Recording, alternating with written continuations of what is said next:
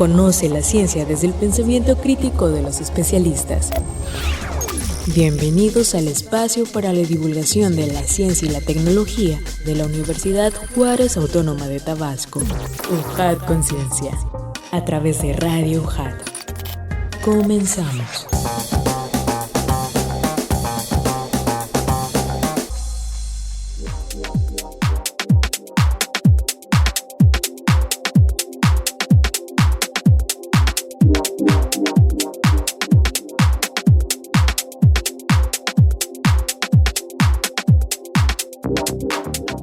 ¿Qué tal amigos? ¿Cómo están? Bienvenidos sean una vez más a este espacio de nuestra Universidad Juárez Autónoma de Tabasco. Sean bienvenidos a Radio UJAT 107.3 FM Voz Universitaria, pero por supuesto sean bienvenidos a UJAT Conciencia. UJAT Conciencia, este programa es una producción original de la Universidad Juárez Autónoma de Tabasco, de la Secretaría de Investigación, Posgrado y Vinculación, realizado por la Dirección de Difusión y Divulgación Científica y Tecnológica. Y bueno, Radio UJAT está ubicado en Avenida Universidad Sin Número, Zona de la Cultura, Colonia Magisterial, Villahermosa, Centro Tabasco, código postal 86040, nuestras siglas XHUJAT. Por supuesto, también le mandamos un fuerte abrazo a quienes están conectados a través de internet en radio.ujat.mx. Y no nos olvidamos de quienes están conectando a través de nuestro canal de YouTube. Nos pueden encontrar como Ciencia y Tecnología UJAT o a través de la transmisión también en ese canal y en Facebook Live. Y en esta ocasión damos las gracias al Consejo de Ciencia y Tecnología del Estado de Tabasco y el Colegio de la Frontera Sur, Unidad Villahermosa, y por supuesto también a la Dirección de Comunicación y Relaciones Públicas por brindarnos su apoyo en la realización y transmisión de este programa. Y como escucharon, tenemos YouTube, también estamos en Facebook, pero también tenemos otras redes sociales. Búsquenos en Twitter e Instagram y también en TikTok como Ciencia y Tecnología UJAT. Y antes de que se nos olvide, estamos también en podcast en Spotify, así que nos encuentran como UJAT Conciencia o como Ciencia y Tecnología UJAT. Amigos, soy Adrián de Dios y antes de que continuemos vamos a escuchar la siguiente información, pero ahorita regresamos, quédense con nosotros.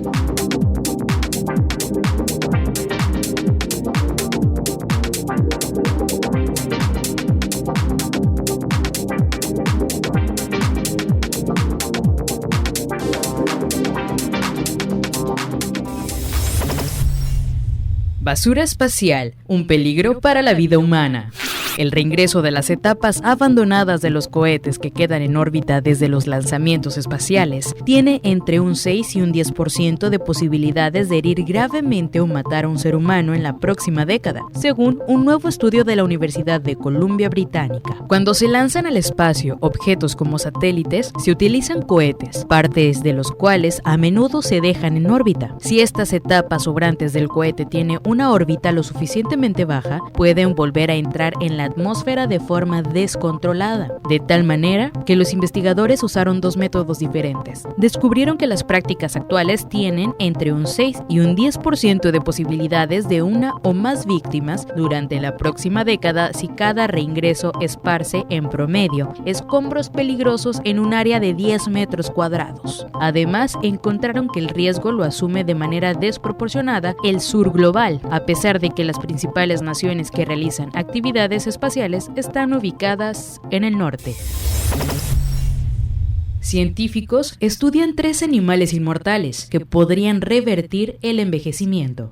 Los científicos intentan descubrir los secretos de estos misteriosos organismos para ver si pueden ayudarnos a controlar nuestro propio proceso de envejecimiento. El estudio se realiza en estas 3 sorprendentes criaturas. Las planarias. Los científicos de la Universidad de Nottingham estudiaron ambos tipos y descubrieron que los asexuales pueden ser capaces de rejuvenecer su ADN. La hidra fueron uno de los primeros organismos examinados por el científico holandés Antoine van Leeuwenhoek.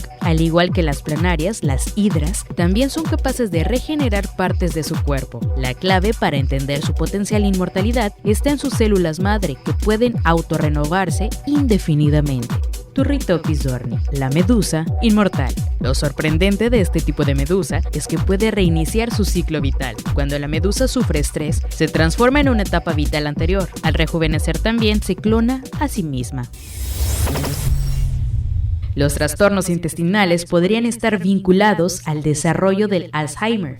Expertos de la Universidad Edith Cowan en Australia realizaron una investigación en la que confirmaron que las personas con trastornos intestinales podrían tener un mayor riesgo de desarrollar Alzheimer. Los especialistas descubrieron que el común denominador entre los trastornos intestinales y el Alzheimer es un gen, luego de que el estudio investigara grandes conjuntos de datos genéticos del Alzheimer y varios estudios sobre los trastornos intestinales, cada uno de alrededor de 400,000 personas. Además de los genes, el estudio de la Universidad Edith Cowan también encontró que el colesterol es un factor que influye en los trastornos intestinales y en el Alzheimer. Los expertos explicaron que observar características genéticas y biológicas comunes de las enfermedades sugiere un papel clave del metabolismo de los lípidos y hay evidencia de que el colesterol puede transferirse al sistema nervioso central. Entre los trastornos intestinales que tienen relación con esta enfermedad se encuentran la gastritis, enfermedad de úlcera péptica, síndrome del intestino irritable,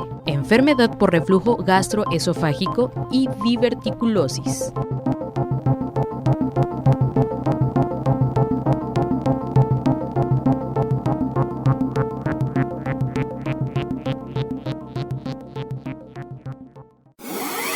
Encuentra más contenido en redes sociales.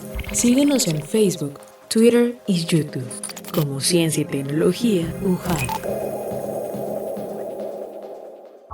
Efemérides científicas. El 26 de julio es el Día Internacional de la Defensa del Ecosistema Manglar. Tiene como objetivo crear conciencia de la importancia de los ecosistemas de manglares como un ecosistema único, especial y vulnerable, y promover soluciones para su gestión, conservación y usos sostenibles. El 27 de julio de 1957 nació Víctor Celorio, inventor, escritor y empresario mexicano, conocido por sus patentes como la del libro por perdido, tecnología en la que un libro electrónico es distribuido entre centros de impresión para su producción y entrega inmediata. El 28 de julio es el Día Mundial contra la Hepatitis. La hepatitis vírica B y C afectan a 325 millones de personas en todo el mundo y causan 1.4 millones de muertes al año. Son la segunda enfermedad infecciosa más mortífera después de la tuberculosis y hay 9 veces más personas infectadas por los virus de la hepatitis B y C que por el VIH. Y el 30 de julio de 1966, Guillermo González Camarena, científico, investigador e ingeniero mexicano, recibió la patente mexicana MX 72473 con clasificación australiana de patentes, es decir, recibe la patente de la TD a color.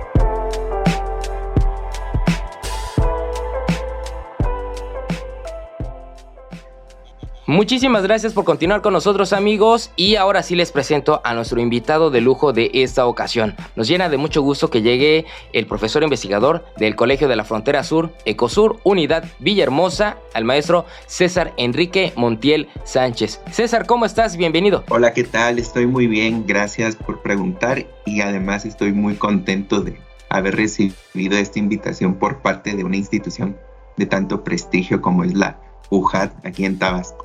Muchísimas gracias por tus palabras, amigo. Y bueno, les voy a platicar la trayectoria de nuestro invitado.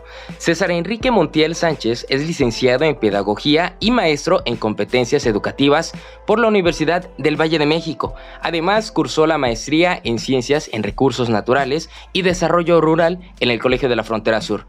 Dicho programa forma parte del Sistema Nacional de Posgrados del Consejo Nacional de Ciencia y Tecnología, CONACYT. Obtuvo su grado como maestro en ciencias con la defensa de la tesis Representaciones sociales de huertos escolares en primarias de Tabasco, dialogando entre la academia y el sector público. César Enrique se ha desempeñado como docente de nivel medio superior y superior en diversas instituciones particulares de Villahermosa. Además, fue colaborador en el Departamento de Apropiación Social de la Ciencia y la Tecnología del Consejo de Ciencia y Tecnología del Estado de Tabasco, donde contribuyó en proyectos de divulgación científica como Ciencia en Movimiento y el Sistema de Enseñanza Vivencial e Indagatoria de la Ciencia. En el ámbito académico, publicó el artículo científico Representaciones sociales de huertos escolares hacia la construcción de proyectos educativos desde la pedagogía crítica, en la revista Acta Universitaria de la Universidad de Guanajuato, que forma parte del sistema de revistas mexicanas de ciencia y tecnología del CONACYT. Asimismo, ha publicado 2 artículos de divulgación en la revista Diálogos del CECITET. De igual manera, ha participado como ponente y asistente en diferentes foros nacionales. Actualmente se encuentra cursando el doctorado en Ciencias en Ecología y Desarrollo Sustentable en el Ecosur y está trabajando en la tesis de colonización epistémica en prácticas agrícolas de Tabasco, sembrando esperanzas y resistencias en tiempos de crisis. Y fíjense, este programa doctoral también forma parte del Sistema Nacional de Posgrados de CONACYT. Y estamos muy contentos de que nos puedas acompañar, César, porque vamos a platicar sobre este proyecto tan importante para tu carrera y para, por supuesto, las comunidades, explorando los huertos escolares de Tabasco. Y antes de conocer más sobre este tema, acompáñenos a escuchar esta cápsula de introducción y ahorita regresamos.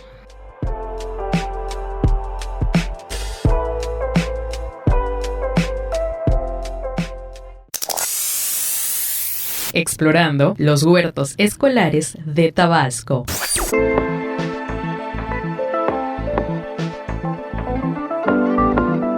La Organización de las Naciones Unidas para la Alimentación y la Agricultura indica que los huertos escolares son zonas cultivadas en torno a las escuelas o cerca de ellas, que en parte están bajo el cuidado de los alumnos y suelen producir vegetales, frutas, plantas medicinales, flores y en algunos casos se crían animales pequeños como gallinas, conejos, cabras e incluso peces. Así, los huertos escolares implementados con fines pedagógicos, acompañados de un componente educativo, constituyen una plataforma de aprendizaje práctica que incorpora una variedad de actividades interdisciplinarias, con múltiples beneficios a corto, mediano y largo plazo para la comunidad escolar. Con este contexto surge la historieta Explorando huertos escolares en Tabasco, como una necesidad de divulgar los resultados a las y los agentes educativos que participaron en la tesis de maestría Representaciones sobre huertos escolares en primarias de Tabasco. Con este cómic se reflexionó sobre la importancia que tuvo su participación en la comprensión de la realidad social construida en torno a los huertos escolares y cómo esta información es útil para crear proyectos educativos desde un enfoque participativo e interinstitucional. Finalmente, es una acción de retribución a las comunidades que participen en los proyectos y se motive a buscar medios de divulgación que coadyuven a reducir la brecha entre los conocimientos de la ciencia y los conocimientos de la sociedad.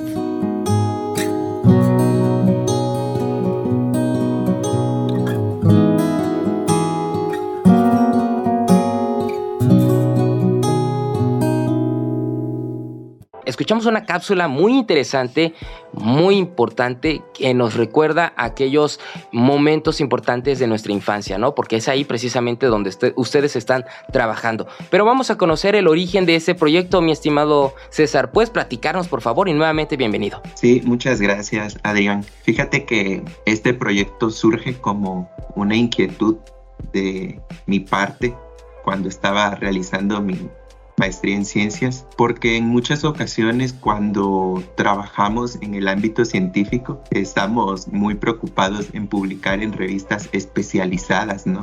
En comunicar esta información científica a nuestros colegas para que podamos seguir construyendo el conocimiento especializado, científico y tecnológico, pero como que descuidamos un poco la parte de que estos resultados pues también son de utilidad para un amplio sector social que no cuenta con el lenguaje especializado para entender los términos tan abstractos que de pronto manejamos en el ámbito de la ciencia Y pues consideramos importante crear una historieta que permitiera cambiar ese lenguaje técnico hacia un lenguaje más accesible y más comprensible para un público más amplio, y que permitiera a los participantes del proyecto comprender para qué habían funcionado esas entrevistas, esas visitas a las escuelas, ese trabajo con las niñas y con los niños, y cómo se construía esa participación que ellos tuvieron en conocimiento científico, y también pues interesarles a partir de un medio, digamos, en un formato poco formal, sino más amigable, que ellos pudieran interesarse también pues en este trabajo científico. Entonces, como que a partir de ese trabajo de maestría y retribuirle socialmente a la comunidad algo por su tiempo y por su participación, fueron algunos de los motivos que inspiraron la creación de esta historieta que ya nos has comentado. Y eso es algo muy importante, con lo cual no nada más la parte científica, sino yo creo que la parte profesionista debe preocuparse, ¿no?, por llevar el conocimiento a las áreas más desprotegidas, ¿no? Algo muy interesante que nos comentabas es la parte de los huertos escolares, y suena muy, muy padre, pero platícanos, ¿de qué se trata? Claro que sí, con todo gusto. Bueno, los huertos escolares son una herramienta pedagógica para pues generar espacios y experiencias de aprendizaje en las escuelas que salgan del salón de clases. Muchas personas consideran a los huertos escolares como laboratorios vivos donde las niñas, los niños y adolescentes pueden llegar a aprender directamente de la naturaleza, pues algunos de los contenidos que por lo general aprendemos en libros y de forma abstracta, ¿no? Pues el huerto es esa herramienta que nos pone en contacto directo con la naturaleza y que nos permite desarrollar aprendizajes más vivenciales, más directos, más prácticos y sin duda más perdurables en la memoria de las personas quienes participamos en el huerto, no solamente las niñas, niños y adolescentes, sino también las maestras y maestros, el personal directivo, nosotros mismos como equipo de investigación y hasta las familias que se involucran en esta actividad, pues vamos desarrollando muchos aprendizajes en torno a este espacio. Fíjate qué curioso el término de la convivencia e interacción de este laboratorio vivo en los alrededores, ¿no?, de las aulas. ¿Qué tanta aplicación ha tenido esta actividad, al menos aquí en Tabasco, en México? ¿Se ha implementado y desde cuándo más o menos? Ay, mira, esa pregunta es bien interesante. Ahora los huertos han tomado mucha fama y se ha vuelto a mirar a ellos como estrategia pedagógica, pero en realidad fíjate que el antecedente del huerto lo podríamos denominar como la parcela escolar. Para no irnos tan lejos en la historia de nuestro país, las parcelas escolares formaban parte de estas estrategias de educación que se tuvieron durante el gobierno del presidente Cárdenas. En ese periodo, cuando se hablaba de la parcela escolar, se hablaba de un espacio, estamos hablando de 1940 aproximadamente, de un espacio donde a las niñas, a los niños y jóvenes se les enseñaría cómo producir alimentos y cómo integrarse en una dinámica comercial y una organización social a partir de la producción de esos alimentos. El tinte de la educación en aquella época era una educación socialista. Entonces se promovía la organización de las personas a partir de las parcelas escolares para generar espacios en donde se produjeran alimentos, pero también se insertaran a la dinámica comercial en ese momento que se quería fomentar a través de la política educativa el desarrollo del país a partir del campo, ¿no? Entonces el campo era muy importante. Hay un periodo en la historia de la educación en nuestro país, ya hablamos después de los 40 y en la década de los 60, que cambia la lógica y se abandona un poco la idea del huerto porque se incluye en la educación el término educación de calidad. Entonces la calidad educativa se medía a partir del desempeño de materias como español y matemáticas. Y entonces la locura de las maestras y los maestros pues ya no era el huerto, porque se iba a evaluar a partir de los desempeños en español y matemáticas. Y en este amplio periodo, porque es un periodo muy grande, incluso cuando llega la modernización de la educación con Salinas de Gortari, todavía se sigue hablando de la calidad educativa y el huerto entra en un periodo de olvido, de descuido. Eso hace que en muchas escuelas pues se abandone esa práctica pedagógica. En el 2017, la Organización de las Naciones Unidas crea los Objetivos del Desarrollo Sostenible y la UNESCO crea un manual de los Objetivos de Desarrollo Sostenible desde el ámbito educativo, cómo promoverlos desde la educación. Entonces, se retoma la idea del huerto escolar, pero ahora ya no con un enfoque de producción de alimentos, sino con un enfoque de cuidado y protección al medio ambiente, porque estamos enfrentando una serie de problemáticas de crisis ambientales y entonces es necesario fomentar desde la educación formal y no formal mecanismos que ayuden a las personas a concientizarse sobre estas crisis ambientales. Y entonces en México se da con el presidente Enrique Peña Nieto el nuevo modelo educativo. Y dentro del nuevo modelo educativo se incluye un elemento que nunca se había aplicado en México, que era la autonomía curricular. Dentro de la autonomía curricular se crearon clubes y un club era el Club del Huerto Escolar. Entonces, a nivel política educativa, nuevamente se invita a las escuelas a retomar la práctica del huerto escolar.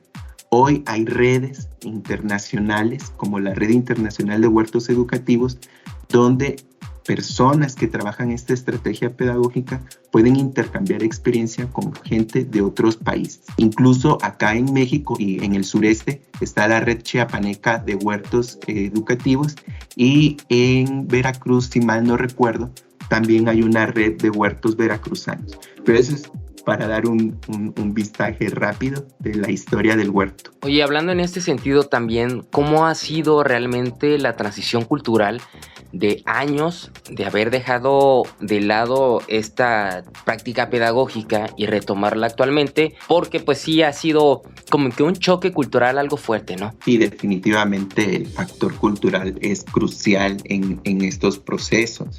Actualmente en la tesis doctoral pues quiero explorar un poco de esto que tú mencionas, ¿no? De cómo está a nivel cultural esa memoria colectiva de la sociedad respecto a lo que son las prácticas agrícolas. Porque fíjate que en un inicio, cuando hablábamos históricamente de este huerto escolar, pues la mayoría de la población en México era rural. Entonces esa población rural tenía muchos conocimientos agrícolas, de producción, de manejo de la tierra, del cuidado de las semillas nativas, del uso de la energía solar, de los ciclos de cultivo, las fases de la luna. Es decir, hay una serie de elementos culturales que estaban presentes, pero así como la política educativa cambia y se incluye el término de la calidad educativa, también van cambiando las dinámicas sociales. Y en ese periodo, en esos transcursos de tiempo, después de la década de 1940, se empieza a dar como un desgarre del tejido social a nivel rural y las poblaciones empiezan a migrar a las ciudades. Entonces empiezan a vivir en las ciudades, empiezan a trabajar en las ciudades y todo este legado cultural sobre la agricultura pues empieza a caer un poco en el descuido, en el olvido y se empieza a preferir pues comprar los alimentos en el supermercado y otra serie de prácticas con las que muchas personas ya crecimos y pues ya no tuvimos la experiencia del campo, ¿no? Ahora, si hablamos culturalmente de estas prácticas agrícolas, pues sí tenemos este reto, ¿no? Este reto donde mucha población ya no creció en esa experiencia, ya no tiene esa experiencia y por eso los huertos escolares se convierten como en una herramienta valiosa para retomar esa experiencia. Pero además, aunque no crecimos con esa experiencia directa, sí persiste a nivel memoria, a nivel recuerdo en las personas que antes las cosas eran diferentes, que antes pues no había estas crisis sanitarias y no había estas crisis ecológicas que hoy estamos viviendo. Entonces, apelar a esa memoria cultural que persiste nos permitiría ahora, como una semilla, ¿no?, sembrar esa memoria para convertirla nuevamente en un hecho, en una cuestión viva, ¿no?, en una cuestión práctica de eso que estamos enfrentando, un cambio cultural en materia agroalimentaria. Si le preguntamos a las niñas y a los niños hoy cuál es su alimento favorito, seguramente muchos me han dicho que la pizza, cuando ni siquiera es un alimento, digamos, mexicano, y pocos conocen otros frutos que antes eran más famosos en Tabasco, como la guaya, el caimito, el marañón. Es decir, está ocurriendo ese cambio cultural, pero no está todo perdido, porque podemos retomar a partir de huertos y a partir de prácticas pedagógicas esa memoria, ¿no? Algunos le llaman la memoria biocultural. Qué padrísimo esta visión también, mi estimado, explorando los huertos escolares de Tabasco. Y más que explorando los huertos escolares, yo creo que explorando nuestra cultura desde el siglo pasado, ¿no? Y cómo podemos regresar a nuestro conocimiento, a nuestros saberes ancestrales y poderlos aplicar a nuestra realidad, que es lo que veníamos escuchando hace un momento. Y hablando de esto, ¿cómo aplicaron este estudio? ¿Dónde lo aplicaron, mi estimado? Sí, Adrián, fíjate que este proyecto de investigación, como ya hemos mencionado, es parte de mi tesis de maestría en ciencias sobre las representaciones sociales de los huertos escolares aquí en Tabasco. Mi interés cuando delimité esta problemática de investigación fue comprender cómo pensaban los agentes educativos que era el huerto. Entonces eso era fundamental porque en muchas ocasiones aplicamos proyectos en las escuelas y nunca le preguntamos a las maestras, a los maestros, al personal directivo, pues qué entienden ellos por ese proyecto. Entonces era muy importante comprender esa representación, es decir, la manera que para ellos significaba ese huerto. Y a partir de eso, pues ya poder comenzar a diseñar acciones con base en esta información que pudieran crear proyectos interinstitucionales, pero también con un componente participativo, donde los maestros y las maestras supieran que sus ideas podían aplicarse en el proyecto y que iban a ser retomadas en ese desarrollo. Entonces, este proyecto nace así a partir de esa tesis de maestría, y una vez que se concluye la tesis de maestría, pues tenemos resultados a nivel científico con un lenguaje técnico que hablan de factores que si no has estudiado esa teoría, pues seguramente cuesta mucho trabajo comprenderlo. Entonces, pues nos da la inquietud de cómo retribuirle a las comunidades que participaron esta parte, ¿no?, del conocimiento, que ellos también sepan, que ellos también comprendan, pues, cuáles fueron los resultados, y creamos la historieta Explorando Huertos Escolares en Tabasco. Esa historieta de los huertos ha sufrido varias modificaciones porque en un momento, cuando se creó la idea, pues yo no tengo herramientas de diseño gráfico, y entonces las hicimos bien chistositas las ideas en PowerPoint primero, pero ya después las diseñamos con apoyo de un gran ilustrador que tengo la fortuna de conocer, que es Will Ballesteros, y él nos apoyó en ese sentido con el diseño del personaje y de los cuadros y de la historieta. Entonces ya le dio otro nivel, ¿no? El proyecto originalmente, el Colegio de la Frontera Sur, Unidad Villahermosa, realizó un convenio con la Secretaría de Educación del Estado de Tabasco, la CETAP, para poder trabajar en algunas escuelas este proyecto en colaboración con los maestros, las maestras, personal directivo, pero también el personal de la CETAP, que está trabajando fuertemente la promoción de los huertos escolares.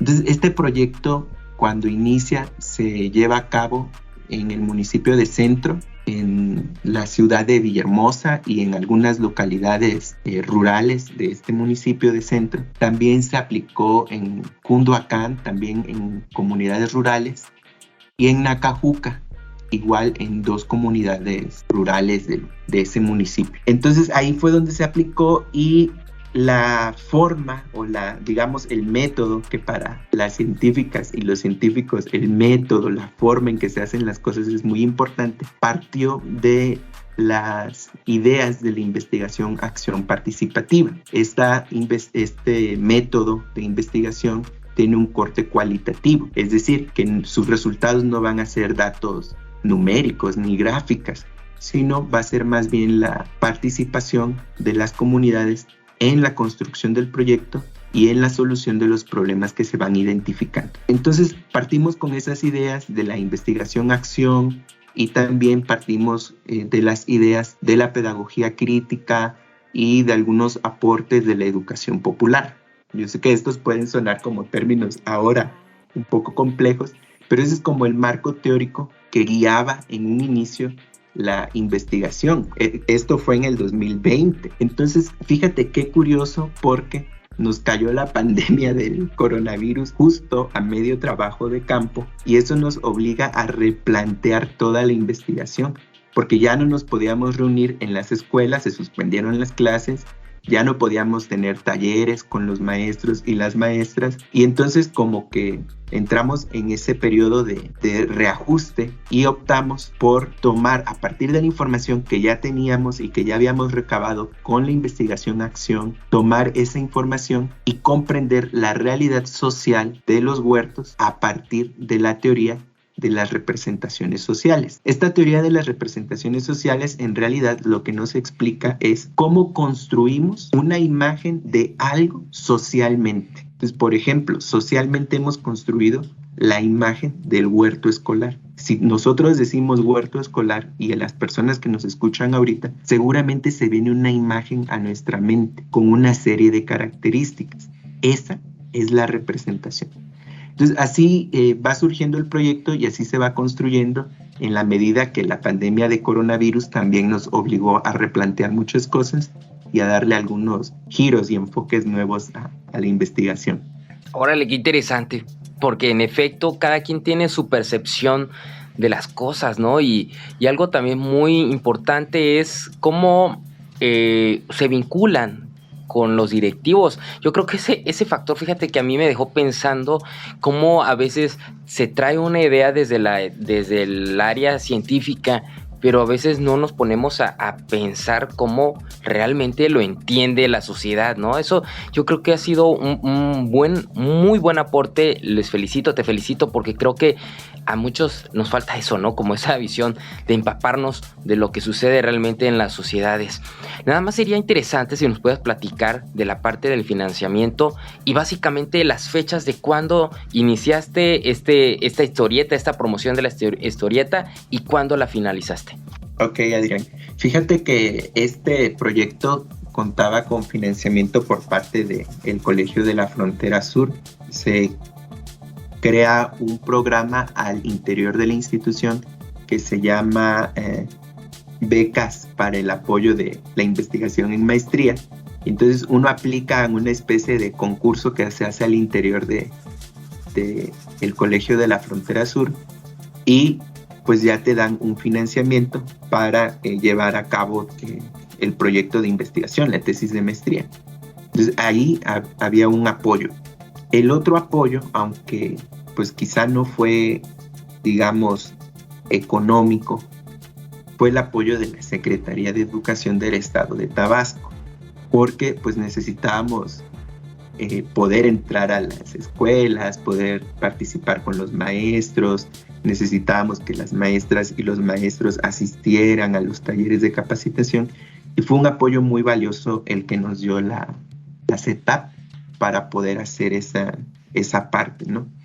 Y repito, a lo mejor no es un apoyo económico, pero sí fue una cuestión que nos abrió muchas puertas, ¿no? Nos facilitó muchas cosas. Y lo otro era para la historieta, también hubo un apoyo por parte del presupuesto fiscal que tenía la directora de la tesis, la doctora Elda Miriam Aldazoro, para pues apoyar la investigación. Entonces esa fue otra fuente, los fiscales de los investigadores que forman parte del Sistema Nacional de Investigadores y que pudo destinarse exclusivamente a partir de esos fiscales presupuesto para el diseño de la historieta y para su promoción. La historieta ahorita no se ha publicado como un medio impreso. El acercamiento que hemos tenido con las maestras y los maestros ha sido más a través de los medios digitales, que además es una fortuna disponer de medios digitales para poder difundir la información. Y cuando iniciamos con esto de la historieta, pues si somos estrictos, la historieta se empezó a diseñar a partir de el año 2021. Yo creo, si mal no recuerdo, a partir de noviembre tal vez del 2021, si no es que antes, para que fuera difundida. Y digamos que ese proyecto pues concluyó de esa manera, ¿no? O sea, se hace el diseño de todo el material y se le entrega a los maestros y a las maestras. Pero no sé si decirte si ya concluyó, porque fíjate que en las reuniones de la Secretaría de Educación Pública de aquí del estado de Tabasco, con supervisores de zonas escolares, seguimos difundiendo la información de la revista, de la historieta, y se les da a conocer, ¿no?, cómo a través de este tipo de estrategias pedagógicas que no son como la clásica tarea del cuaderno, sino que se pueden diseñar otros productos pedagógicos para difundir en la comunidad información, pues lo seguimos trabajando. También esta historieta ahora la vamos a presentar como parte del 4º Foro Nacional de Posgrados de CONACYT, justo en esta línea de la retribución social de los resultados de la investigación de posgrado que se hace en México. Pues la vamos a presentar también como un medio de cómo retribuir a las comunidades el conocimiento que hemos producido a partir de la investigación de posgrado en los diferentes programas del Sistema Nacional de Posgrados. Entonces, por eso es que me cuesta un poco ahora de trabajo decir si ya concluyó o no. Y la otra parte también es que esta historieta se metió ahora a una convocatoria, a un concurso que está realizando el Consejo de Ciencia y Tecnología del Estado de Tabasco para poderla publicar, es decir, para poder ganar un financiamiento y que ahora sí ya se publique como tal en un medio impreso la historieta y se pueda difundir ya no solamente con las maestras y maestros que participaron en el proyecto y ya no solamente con los supervisores de las zonas escolares de la CETAP, sino también ya a mayor escala y llevarla a otras comunidades que a lo mejor no tienen los medios para conectarse por internet y descargar el material, electrónico, sino poderla entregar ya como un ejemplar impreso. Entonces, por eso es que no digo si ya acabamos con la historieta. Ahí seguimos trabajando y esas son las proyecciones que tenemos sobre ese trabajo. Interesante, y ojalá logren todas estas proyecciones, porque es un proyecto muy importante que debemos todos al menos alguna vez ver y poderlo promover y compartir con las demás personas, ¿no? Y hablando de esto, pues, ¿cómo está constituido, ¿no? ¿Qué contiene esta historieta? Platícanos. Sí, mira, la historieta se creó con la idea de divulgar los resultados de la tesis de maestría que ya hemos mencionado, y se creó un personaje.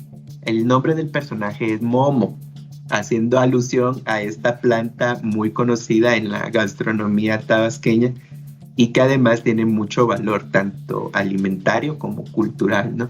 Entonces Momo es un pequeño ser hecho de plantas que se emociona por conocer pues qué hacen las maestras y los maestros en los huertos de Tabasco y cómo entienden que es un huerto escolar. Entonces Momo se lanza a varios municipios, como los mencionábamos hace un rato, como Nacajuca, Cunduacán y algunas localidades del municipio de Centro, y le empieza a preguntar a los maestros, a las maestras, a los directivos, pues qué entienden por el huerto escolar. Y Momo se da cuenta que hay dos grandes visiones sobre qué es el huerto escolar para estas personas que entrevistó. Y una es que algunos definen al huerto escolar como una zona de producción de alimentos. Y otro grupo de las personas que investigó Momo definen al huerto escolar como un espacio de aprendizaje. Entonces Momo se da cuenta que en la forma en que definen qué es el huerto escolar son las acciones que llevan a cabo en ese espacio. Entonces los maestros y maestras que lo definían como un espacio para la producción, pues estaban muy preocupadas y preocupados en que hubiera productos del huerto. Y los maestros que lo definían más como un espacio de aprendizaje estaban más interesados en cómo vincular los contenidos de las materias al desarrollo del trabajo del huerto. Entonces él se da cuenta que hay esas dos visiones y así concluye su aventura, ¿no? Explicándonos estas dos perspectivas que hay sobre el huerto escolar en Tabasco, pero además explicándonos por qué es que se piensa de esa forma. Y ahí va cerrando la historieta con esas reflexiones y pues nos va dejando nuevas preguntas que responder el Momo sobre el trabajo en proyectos de forma participativa, pero también muy preocupado Momo de cómo construir o retomar la cultura de la alimentación, que es muy diversa en Tabasco y pues que se ha ido perdiendo.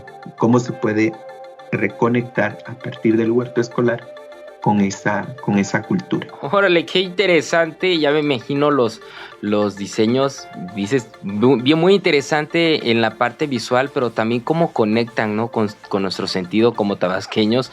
Ya me gustaría leerla. Hablando de esto, ¿la podemos encontrar en algún sitio web? ¿Dónde podemos verla?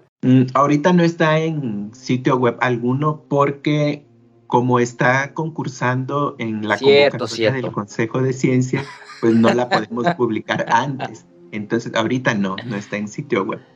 Ay, bueno, ojalá muy pronto lo puedan publicar, para que también las personas lo podamos ver o a lo mejor ayudar a compartirlo, ¿no? Si es en este caso, a lo mejor en los comentarios lo vamos a dejar el link cuando ya pasen las fechas de todo esto. Y por supuesto también algo, fíjate que me llama la atención, lo pudieron presentar frente a los grupos de los niños. ¿Cuál fue su respuesta? O bueno, ante el público, ¿qué reacciones pudieron ver? Ahora que se presentó la historieta con el personal que trabajamos, pues sí hubo mucha emoción, ¿no? De ver reflejado y resumido en una historieta, pues todo lo que se trabajó y para qué sirvió su contribución en este proyecto de investigación. Y con el personal de la Secretaría de Educación del Estado de Tabasco, pues también hubo muchas reacciones muy favorables, ¿no? Mucho gusto de ver el personaje, de ver la historia, en cómo él enfrentó, ¿no? También esta situación de la pandemia, el personaje de la historieta, ahí también sale reflejado. Y entonces hubo mucho gusto, hubo mucho interés, hubo muchas ganas igual de que se les compartiera el material, por lo menos ahora de forma digital, para que ellos se lo mostraran a sus maestros y maestras, aunque todavía no hayan participado en la elaboración de un huerto. Pero fue un material que también ayudó a incentivar esas ganas o esa motivación que en algunos sectores educativos de Tabasco está por retomar esta idea del huerto escolar. Ahora, con las niñas y los niños no se ha presentado porque estábamos un poco limitados con la suspensión de las clases de forma presencial. Y ahora que se han retomado las clases presenciales, pues estamos pensando precisamente que si se publica la historieta con los fondos del Consejo de Ciencia, entonces sí podríamos hacer talleres en escuelas de diferentes niveles educativos para compartir la historieta. Cabe señalar que la historieta está en blanco y negro, pero la intención de que esté en blanco y negro es precisamente que las niñas y los niños que tengan el material impreso, pues lo puedan colorear a su antojo, ¿no? Entonces la idea es darles la historieta con un paquete de colores para que ellos puedan pintarla a su gusto. Pero eso tenemos pendiente, eso sí tenemos pendiente, hacer la presentación del material con niñas y con niños y pues ver sus reacciones, ¿no? Y no solamente sus reacciones, sino el aprendizaje que podamos tener a partir de la historieta. Porque algo bien curioso es que cuando hablamos de divulgación científica, por lo general hablamos de divulgación de temas de biología, de química, de astronomía, de física y de matemáticas, pero muy poco hay de divulgación científica en materia de ciencia social, es decir, ¿qué hacemos los científicos sociales? Y esta historieta un poco retoma cómo es la investigación desde una perspectiva social. Sería muy valioso también ver cómo es recibido eso por las niñas y los niños. Y sí, y dicen el clavo en algo que también de manera muy personal creo que nos hace falta. Hay muchos divulgadores, como lo has dicho, de ciencia biológica, ni de qué decir de la astronomía, ¿no? Pero falta mucho incentivar esta parte que nos conecta con nosotros mismos, nuestras raíces, y que es una labor loable lo que están haciendo ustedes, y ojalá logren concretarlo para que podamos compartirlo y sumarnos. Y hablando de esto, ¿cómo podemos sumarnos nosotros como ciudadanos a promover el trabajo de los huertos escolares, y que también los niños vayan creciendo con esa cultura de aprovechar la tierra que tienen alrededor, ¿no? Del traspatio, y como decías, de mejorar nuestra cultura de la alimentación? Yo creo que esa es una pregunta bien importante porque en muchas ocasiones nos gusta mucho quejarnos, ¿no? De las problemáticas que enfrentamos, pero en pocas tomamos responsabilidad y acción sobre lo que podemos hacer.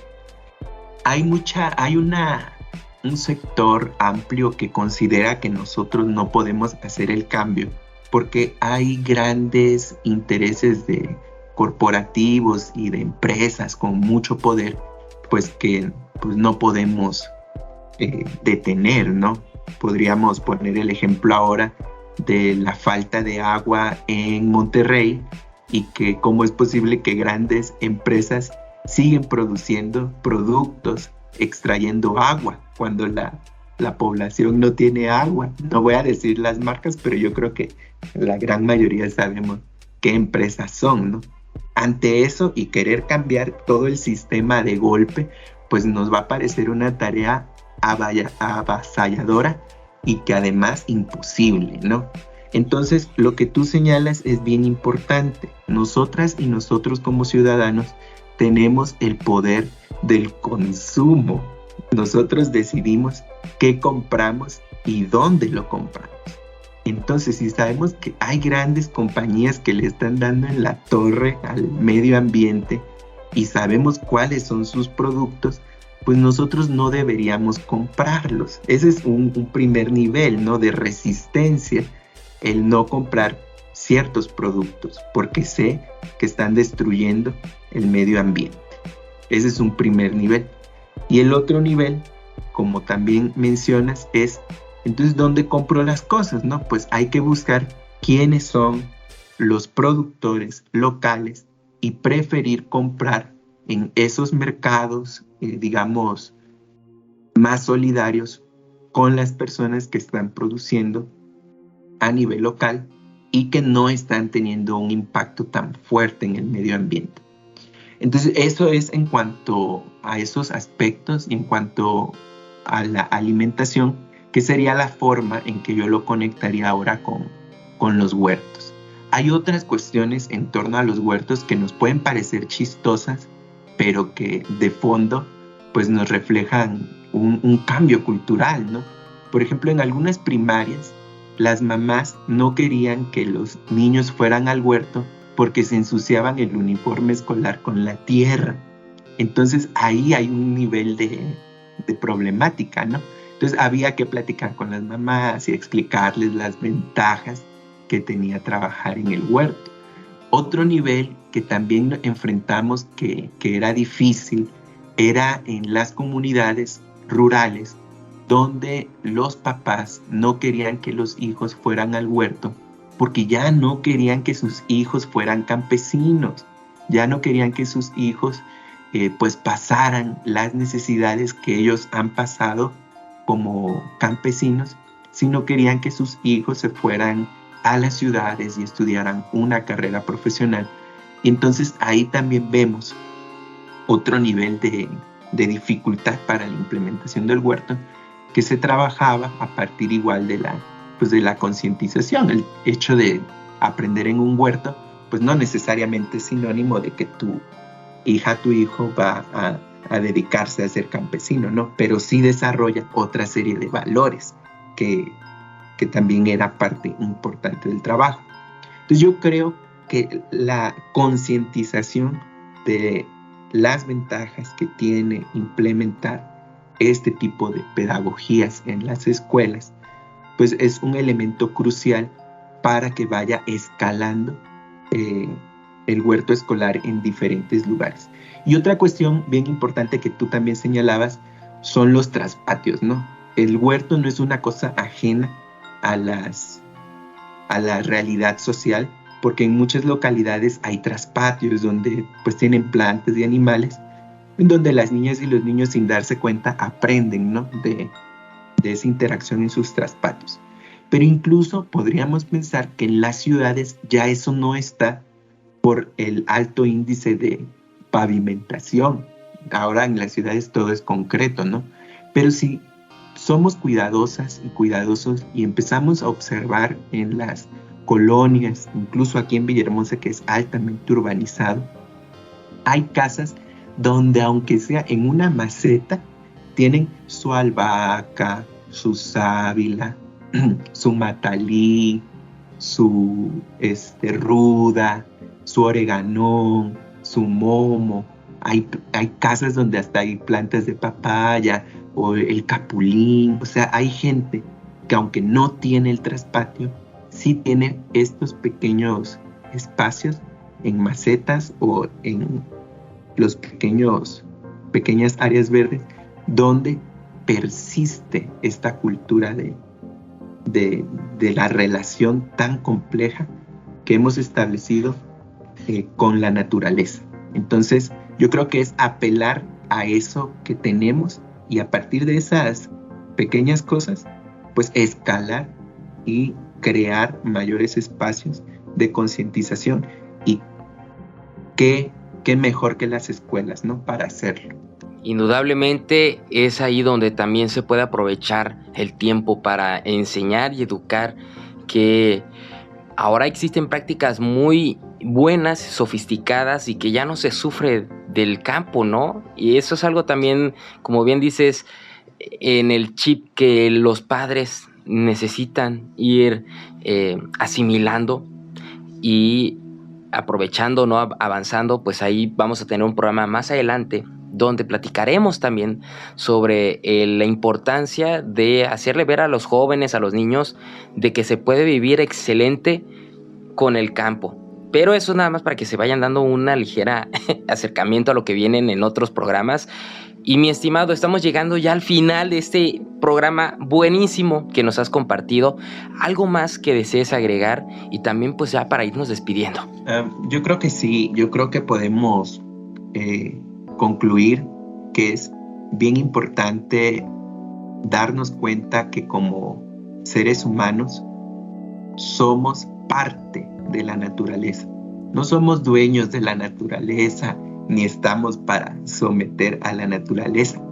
Somos parte de la naturaleza y como miembros de esa red compleja de interacciones que hay en la naturaleza, pues tenemos la capacidad y el compromiso además de crear sistemas en donde la naturaleza pues nos regale un poco de sus bienes para que nosotros podamos seguir subsistiendo. Es cambiar esa lógica del consumo y empezar a explorar la lógica de la autosuficiencia, y creo que eso lo podemos lograr a partir de la revisión y de la reivindicación de nuestros valores agrícolas y culturales, y pues empezar nuevamente a reconocer lo nuestro. Hace rato mencionábamos plantas que a lo mejor ya ahora las niñas y los niños ya no están conociendo, ¿no? Por ejemplo, el caimito, el marañón, la guaya. Hay una serie, el uspí, una serie de el gogo, de plantas que ya la gente estamos desconociendo. Y yo quisiera cerrar con eso, ¿no? Pues que nadie va a cuidar lo que no conoce.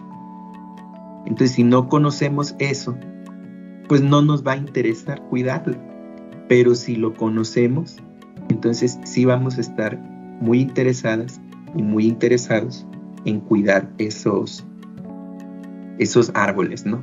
Y que además, si exploramos también y le preguntamos ahora a las niñas y a los niños cuál es su fruta favorita, pues yo he notado que me dicen que es la uva y que es la manzana, que son frutas que no se dan aquí, pero no están conociendo las que sí se dan aquí y que además tienen otros beneficios al mantenerlas ambientalmente en este espacio, y que, pues bueno, yo creo que a partir de los huertos podemos fomentar esta concientización de lo que algunos investigadores llaman la alimentación consciente. Híjole, la alimentación consciente que da para algo también más, un tema o dos programas más. Y mi estimado, muchísimas gracias por todo este conocimiento y todo lo que nos has compartido también. Muchísimas gracias y ojalá logren los planes a futuro y que también podamos ver nosotros la historieta, ¿no? Muchísimas gracias, César. No, muchísimas gracias por la invitación. Definitivamente, cuando una puerta se cierra, otras se abren. Tenemos muy, muy en claro que tenemos que publicar la historieta. De hecho, si dentro de nuestros radioescuchas hay alguien que está interesado en apoyarnos con la publicación de esta historieta, pues también estamos abiertos a explorar esas posibilidades. Pero bueno, muchas gracias por la invitación, gracias por permitirnos comunicar esta información, y yo no me queda más que desearle a todas las personas que nos están escuchando que tengan un excelente día y una excelente semana. Muchísimas gracias, César. Y bueno, auditorio, nos despedimos. Muchísimas gracias a todos por habernos acompañado. Nada más les recuerdo el nombre de nuestro invitado. Nos acompañó el maestro César Enrique Montiel Sánchez, profesor investigador del Colegio de la Frontera Sur, Ecosur, Unidad Villahermosa. Y platicamos sobre este proyecto de historieta, explorando los huertos escolares de Tabasco. Y agradecemos al CECITED, al Ecosur y a la Dirección de Comunicación y Relaciones Públicas por brindarnos su apoyo en la realización de este programa. Y de parte del equipo de producción de la Universidad Juárez Autónoma de Tabasco, a través de la Secretaría de Investigación, Posgrado y Vinculación y la Dirección de Difusión y Divulgación Científica y Tecnológica, les damos las gracias a todos por habernos acompañado en una ocasión más. Muchísimas gracias, quédense viendo los demás contenidos que tenemos en nuestras redes sociales. Me despido, soy Adrián de Dios y recuerden, Legado UJAT, estudio en la duda, acción en la fe.